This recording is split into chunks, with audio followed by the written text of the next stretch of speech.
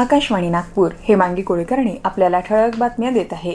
जागतिक स्तरावर इंधन दरात वाढ झाल्याच्या पार्श्वभूमीवर तेल कंपन्यांनी पेट्रोल आणि डिझेलच्या दरात प्रति लिटर 3 रुपयांची वाढ केली आहे। मुंबईत पेट्रोल 106.68 रुपये आणि डिझेल 93.14 रुपये प्रति लिटर दराने विकलं जाणार आहे। मुख्यमंत्री देवेंद्र फडणवीस यांच्या अध्यक्षतेखाली झालेल्या मंत्रिमंडळ पायाभूत सुविधा समितीच्या बैठकीत विदर्भातील 447 किलोमीटर लांबीच्या 4 द्रुतगती महामार्ग प्रकल्पांना मंजुरी देण्यात आली आहे। नागपूर गोंदिया, भंडारा गडचिरोली, नागपूर चंद्रपूर आणि नवेगाव मोरे सुरजागड ग्रीनफील्ड मार्ग अशा प्रकल्पांची एकूण बांधकाम किंमत सुमारे 51,906 कोटी रुपये असून काम महाराष्ट्र राज्य रस्ते विकास महामंडळामार्फत करण्यात येणार आहे।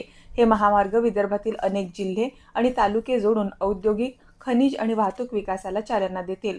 मुख्यमंत्री फडणवीस यांनी प्रकल्प वेळेत पूर्ण करण्याचे निर्देश देत समृद्धी महामार्गाशी जोडण्यावरही भर दिला आहे। राज्य सामायिक प्रवेश परीक्षा सीईटीच्या पीसीबी समूहाच्या पेपरमधल्या प्रश्नांवर आणि उत्तरांवर आक्षेप नोंदवण्याचा आज शेवटचा दिवस आहे। ईमेलद्वारे किंवा इतर कोणत्याही पद्धतीद्वारे प्राप्त प्रश्न आणि उत्तरांसंबंधीचं निवेदन, तक्रारी विचारात घेतल्या जाणार असल्याचं कळवण्यात आलं आहे। महाराष्ट्र शासनाच्या जलसंपदा विभागातील अधीक्षक अभियंता अजय दाभाडे यांची पदोन्नती गोसीखुर्द प्रकल्पाच्या मुख्य अभियंता पदावर नियुक्त करण्यात आली आहे। शासनाने या संदर्भातील आदेश नुकतेच जारी केले असून दाभाडे यांनी विविध मोठ्या सिंचन प्रकल्पांवर काम करत प्रशासकीय आणि तांत्रिक अनुभव मिळवला आहे।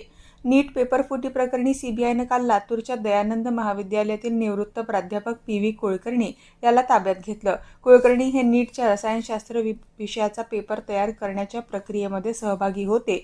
ही माहिती समोर आल्यानंतर सीबीआयने काल त्याची कसून चौकशी केल्याचं आमच्या वार्ताहरानं कळवलंय।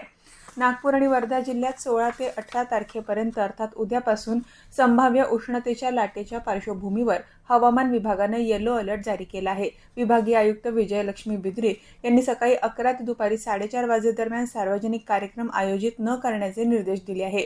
विद्यार्थी, कामगार आणि नागरिकांच्या सुरक्षेसाठी शाळा, महाविद्यालय आणि आस्थापनांना आवश्यक उपाययोजना करण्यास सांगण्यात आलं असून प्राथमिक आरोग्य केंद्रांमध्ये कोल्ड वॉर्ड आणि औषध साठा उपलब्ध ठेवण्याच्या सूचना देण्यात आल्या आहे। नागपूर महानगरपालिकेकडून शहरातील चौकांमध्ये ग्रीन नेट आणि आरोग्य सुविधा उपलब्ध करण्यासह जनजागृती मोहीमही सुरू करण्यात आली आहे। याबरोबरच हे ठळक बातमीपत्र संपलं।